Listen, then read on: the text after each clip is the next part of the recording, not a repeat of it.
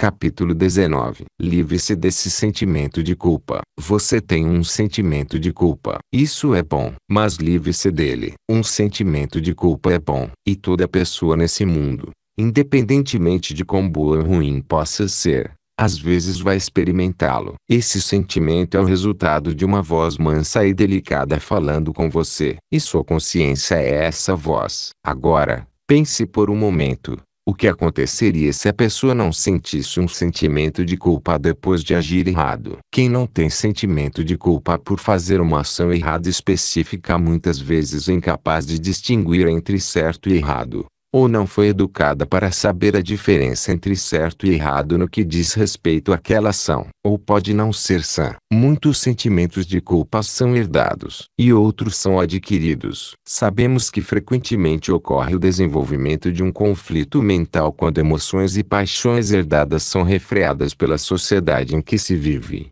e que pessoas em um ambiente podem ter um código de ética totalmente diferente e oposto ao código das pessoas de outro ambiente. No entanto, em cada caso no qual o indivíduo aprendeu um padrão ético específico e o viola, ele desenvolve um sentimento de culpa. Em alguns casos, no entanto, a violação de um padrão moral da sociedade é boa porque o padrão em si pode ser ruim. E reiteramos, um sentimento de culpa é bom. Motiva até mesmo as pessoas dos mais altos padrões morais ao pensamento e à ação dignos. Havia um homem justo que odiava e perseguia incansavelmente o povo de uma minoria religiosa. Mas ele desenvolveu um sentimento de culpa. E o mundo sabe que corrigiu seu erro quando o sentimento de culpa motivou a ação desejável. Ele se tornou um grande evangelista. E seus pensamentos, palavras e ações mudaram a história do mundo durante os últimos 2000 anos. Paulo de Tarso era o nome dele. E depois houve um homem cujo sentimento de culpa pelo que acreditava serem as más ações de sua vida o deixou tão arrependido que também foi motivado à ação desejável. Ele passou seus dias na prisão escrevendo um livro. E o livro é uma referência clássica para o ensino de nobreza de caráter e da beleza da vida. O nome dele era John Bunyan. Houve também o pecador sobre o qual contamos no capítulo 15,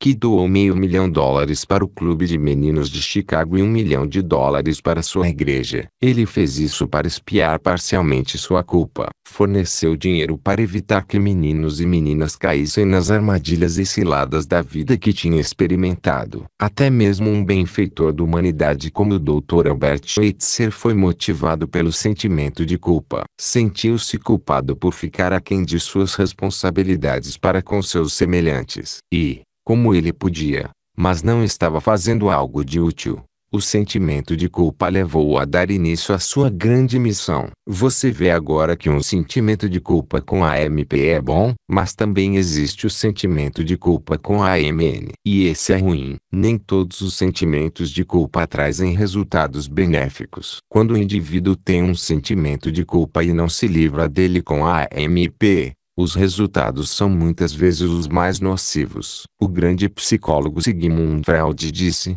quanto mais o nosso trabalho avança e mais fundo penetra o nosso conhecimento na vida mental de neuróticos, mais claramente dois novos fatores se fazem notar e exigem nossa atenção mais minuciosa como fontes de resistência. Ambos podem ser incluídos sob a descrição única de necessidade de estar doente ou necessidade de sofrer. Ponto. O primeiro desses dois fatores é a sensação de culpa ou consciência de culpa. Sigmund Freud está certo. Sentimentos de culpa têm motivado homens a destruir suas vidas, mutilar seus corpos ou ferir-se de outras maneiras para expiar o pecado. Hoje, felizmente, tais métodos são raramente praticados, e não são permitidos em países civilizados. Todavia sua contraparte ainda pode ser encontrada. Pois a mente consciente pode não se sentir culpada, mas a subconsciente, sim. E a mente subconsciente nunca esquece. E ela usa seu poder de modo tão eficaz quanto a mente consciente. Satisfaz a necessidade do indivíduo que não se livra do sentimento de culpa com AMP. Isso o deixa doente. o faz sofrer. Um sentimento de culpa pode ensiná-lo a consideração pelos outros. Consideração pelos outros é uma qualidade que cada um de nós tem de aprender a desenvolver. O bebê recém-nascido pouco se importa com o conforto e a conveniência de qualquer outra pessoa. Ele quer o que quer quando quer. Então, nesse ponto de seu desenvolvimento, começa a aprender, pouco a pouco, que existem outros seres no mundo também, em certa medida pelo menos. Precisará conceder-lhes um pouco de consideração. Mas o egoísmo é uma característica humana comum, que diminui em cada um de nós apenas por meio do desenvolvimento. Quando temos idade suficiente para entender que tais sentimentos não são bons, sentimos uma pontada de culpa quando nos entregamos ao egoísmo. Isso é bom, pois nos faz pensar duas vezes quando surge a ocasião e podemos escolher entre agradar a nós mesmos ou agradar aos outros. O neto de 6 anos de idade de Thomas Gunn foi visitá-lo em sua casa em Cleveland, Ohio. O menino corria até a esquina todos os dias no final da tarde para encontrar o avô quando ele chegava do trabalho. Isso deixava o avô muito feliz. Quando se encontravam, ele dava um saquinho de balas para o neto. Um dia, o garoto correu até a esquina e cumprimentou seu avô com entusiasmo e expectativa. Onde estão minhas balas? O senhor idoso tentou ocultar a sua emoção. Você me encontra todos os finais de tarde. Hesitou antes de continuar. Só pelo saco de balas. O menino pegou um saquinho que seu avô tinha tirado do bolso. Nada mais foi dito enquanto caminhavam para casa. A criança ficou magoada. Ficou infeliz. Não comeu os doces. Eles não pareciam mais desejáveis. O homem tinha ferido alguém que amava. Naquela noite, quando o menino de 6 anos e o avô ajoelharam-se para fazer suas orações em voz alta juntos, o jovem adicionou uma frase toda dele. Por favor, Deus, faça com que o vovô saiba que eu o amo. A infelicidade do menino e o remorso por causa do que havia feito foram bons. Por quê? Porque o forçaram a tomar medidas para livrar-se do sentimento de culpa e reparar o que havia feito. Para se livrar desse sentimento de culpa, faça reparações. Sentimentos de culpa podem surgir de muitas e variadas causas. Mas o sentimento de culpa traz consigo um sentimento de dívida. Dívida que deve ser reduzida e eliminada. Isso é muito bem ilustrado pela história do jovem médico do romance Sublime Obsessão, de Lloyd C. Douglas. Você vai lembrar que o herói da história é um rapaz que se sentia em dívida com o mundo porque sua vida fora salva às custas da vida de um grande cirurgião que havia sido uma bênção para o mundo. Mas foi esse sentimento de dívida que o fez se tornar um especialista em cérebro com igual capacidade à do homem cuja vida ele sentiu que havia tirado. E, com o diário do homem que morreu, o jovem aprendeu uma filosofia de vida que o levou a desenvolver uma sublime obsessão. Assim, por causa de seu sentimento de culpa, ele também se tornou uma pessoa digna. Cada história é a história de alguém. E todos os dias no seu jornal diário você lê a história de uma pessoa, alguém como Jim Vals, cuja vida foi salva de muitas maneiras porque ele reagiu a uma decisão irrevogável para livrar-se de seu sentimento de culpa. Ele entrou em ação. Para se livrar desse sentimento de culpa, entre em ação. Às vezes as pessoas são apanhadas numa teia de injustiça e parecem incapazes de se libertar. Elas desistem de tentar e então ficam cada vez mais enredadas, até que, por fim, é preciso uma experiência quase abaladora para libertá-las. Foi esse o caso de Jim Vals. Vals foi um homem que deveu a vida, literalmente, a decisão de dizer eu irei. Ainda assim, essa decisão veio bem tarde na vida. Por muitos anos, Jim tinha ido de encontro aos mandamentos. Ele parecia estar tentando violá-los todos, um por um. A primeira vez que quebrou a injunção não roubarás, ainda estava na faculdade. Um dia roubou os $92,74, foi para o aeroporto, comprou um bilhete e voou para a Flórida. Um pouco mais tarde, roubou de novo, dessa vez em um assalto à mão armada. Foi apanhado e preso. Pouco tempo depois, recebeu anistia para que pudesse entrar para o exército. No entanto, mesmo no exército, se meteu em encrenca. A corte marcial declarou ponto. desvio de propriedade do governo para uso privado. E assim foi indo. A carreira de Ginval seguia deslizando ladeira abaixo. Quanto mais vezes agia errado, mais culpa sentia. Culpa leva a culpa, bem como a mentiras e fraude para escondê-la. Conscientemente, Jin não se sentia mais culpado, porque seu sentimento consciente de culpa estava amortecido. Mas não era assim com sua mente subconsciente. Foi onde o sentimento de culpa acumulou-se sem que percebesse. E, como nos casos que você lê com frequência no jornal, foi preciso uma experiência abaladora para despertá-lo. Vals enfim deu baixa do exército, casou-se e mudou-se para a Califórnia, onde montou um negócio de consultor em eletrônica. Um dia, um homem conhecido simplesmente como Andy o procurou e expôs uma grande ideia para vencer as corridas com um dispositivo eletrônico. Dentro de semanas, estava profundamente envolvido com o submundo e dirigindo um carro de $9.000. Ele tinha uma linda casa no subúrbio e mais atividades do que podia dar conta. Um dia, teve uma discussão com sua esposa. Ela queria saber de onde vinha todo aquele dinheiro, e ele não quis dizer. Então ela começou a chorar. Jin não suportava ver sua esposa chorar. Ele a amava. A consciência o incomodava. Como queria fazer as vontades da esposa, sugeriu um passeio na praia. No caminho, ficaram presos no engarrafamento.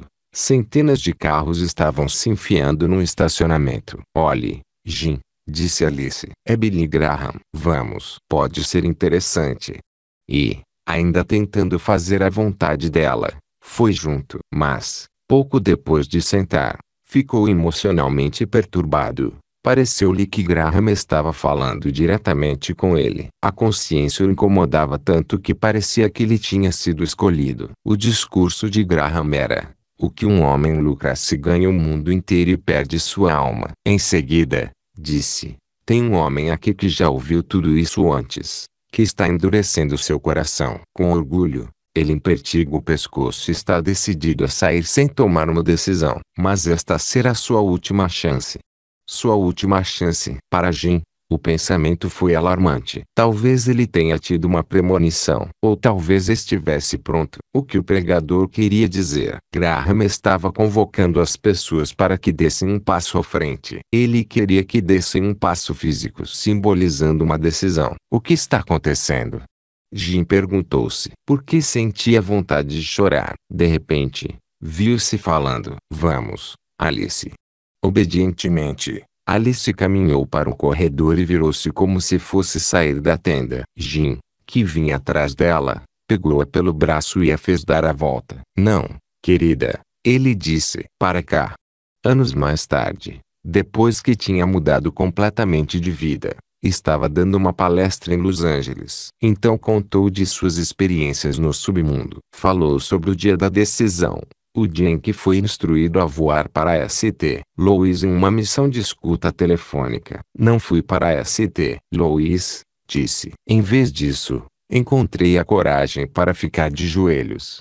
Em seu discurso, Jin contou de suas bênçãos e sobre como havia agradecido a Deus por elas, pedido perdão, tentado neutralizar seus delitos e salientou a aplicação da regra de ouro. Após a palestra, uma senhora veio até ele e disse: Sr. Vals, acho que gostaria de saber de uma coisa. Eu trabalhava no gabinete do prefeito na época em que você deveria ter ido para a St. Louis. Naquele dia, chegou um teletipo do FBI. Dizia, Sr. Vals, que uma gangue rival de St. Louis iria ao seu encontro para matá-lo a tiros. Uma fórmula recomendada para se livrar da culpa. A sua última chance pode não ser tão dramática como essa. Todavia, há uma maravilhosa lição na história de Jin Vals. Como Jin conseguiu livrar-se dos seus sentimentos de culpa. Ele o fez seguindo um padrão bem definido. É o padrão que todos nós podemos seguir. Ponto.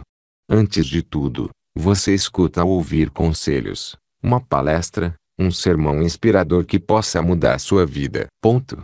Então conta as suas bênçãos e agradece a Deus por elas. Lamenta sinceramente e pede perdão. Quando percebe as bênçãos, não é difícil lamentar sinceramente pelos erros que cometeu e arrepender-se de verdade. Então terá coragem de pedir perdão a Deus. Ponto.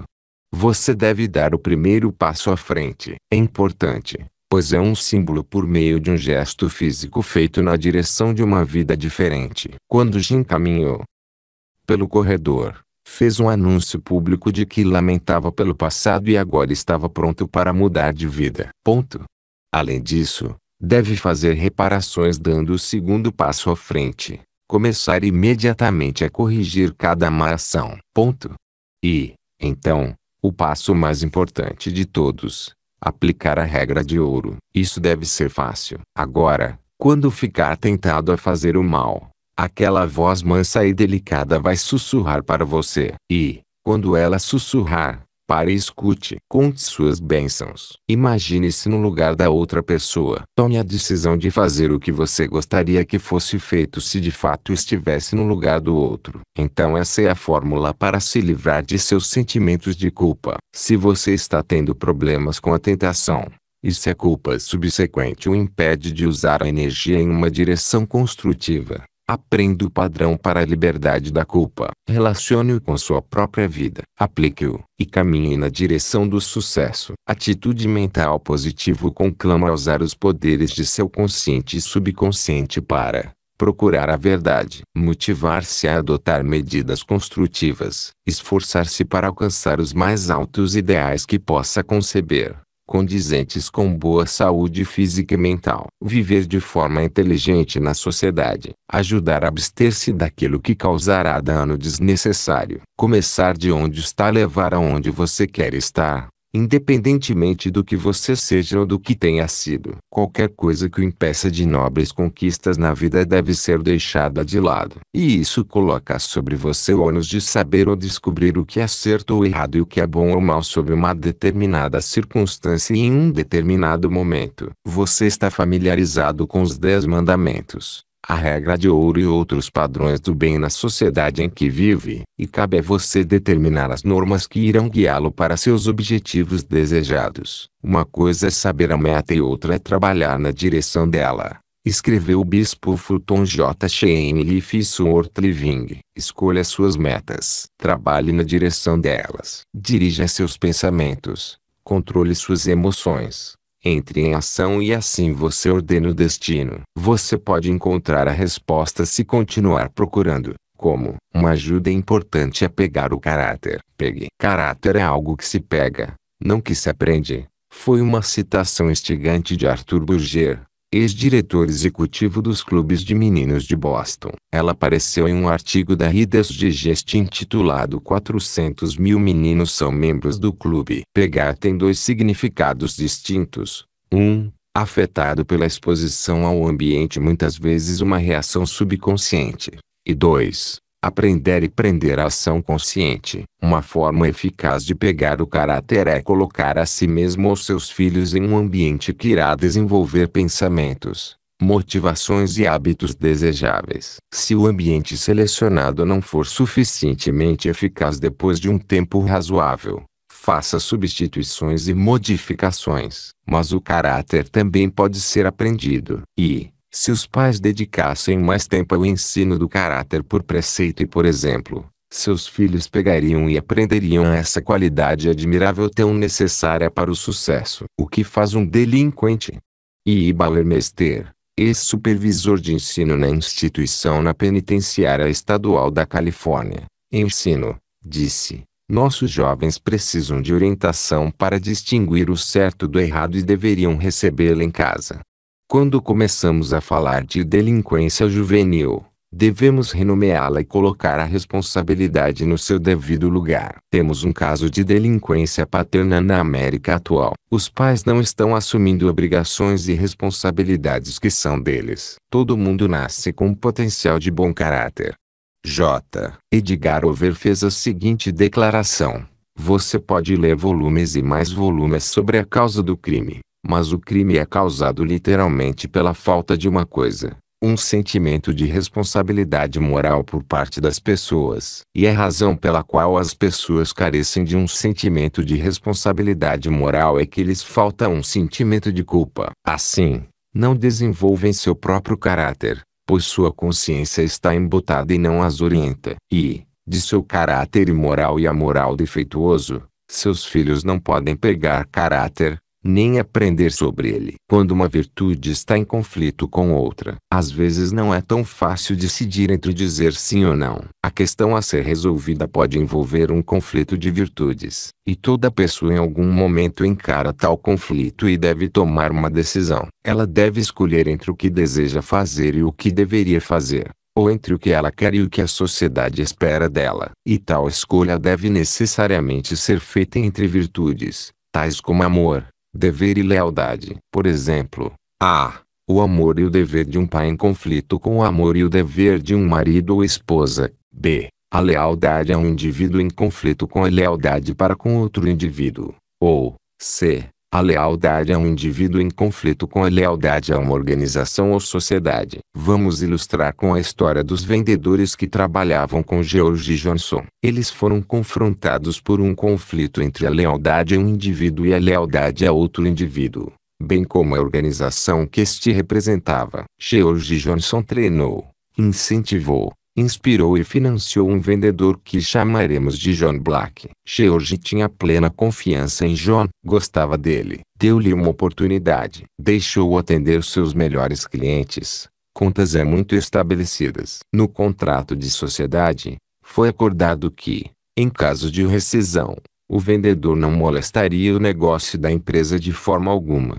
nem iria interferir em sua organização de vendas. Johnson deu o livro Quem Pensa Enriquece para Black. A obra motivou John a ação errada. Ele não leu o que não estava escrito. Seu único interesse era a aquisição de dinheiro. Acreditava que o fim justificaria todos os meios. Por causa de seus padrões negativos, reagiu agressivamente com uma atitude mental negativa. George Johnson é como um pai para mim. Sim, penso nele como um pai, o vendedor dizia, mas, ao mesmo tempo, secretamente havia planejado transferir os clientes e a equipe de vendas da empresa para uma firma concorrente, por dinheiro. John foi bem recebido na casa de seus colegas vendedores, que não sabiam de seus pensamentos ou planos. Quando os visitou em suas casas, Black levou em conta a honestidade e decência dos indivíduos em cumprir uma promessa e não trair o segredo dele. Perguntava, que tal dobrar seus ganhos? Que tal ter maior segurança? A resposta era,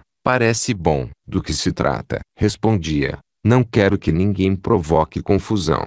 Portanto, vou lhe contar somente se você me der sua palavra de honra de não contar para ninguém. Você faz uma promessa solene. Quando a resposta era sim, ele se esforçava para seduzi-los para a organização concorrente. Tentava neutralizar suas dores de consciência, referindo-se a insatisfações reais ou imaginárias. Os outros vendedores ficaram numa sinuca. Por um lado, tinham feito uma promessa solene a John de não contar o que ele estava fazendo. Por outro lado, sabiam que isso seria prejudicial para seu empregador, e deviam uma maior fidelidade a George Johnson e à organização que ele representava. Os vendedores tiveram a coragem de tentar limpar as teias de aranha do pensamento de John e mostrar-lhe que o que ele estava cogitando não era certo. Quando este não reagiu, mas persistiu à sua própria maneira, souberam o que fazer. Apresentaram os fatos a George Johnson. Optaram pela virtude da lealdade a seu empregador. Como Abraham Lincoln disse uma vez,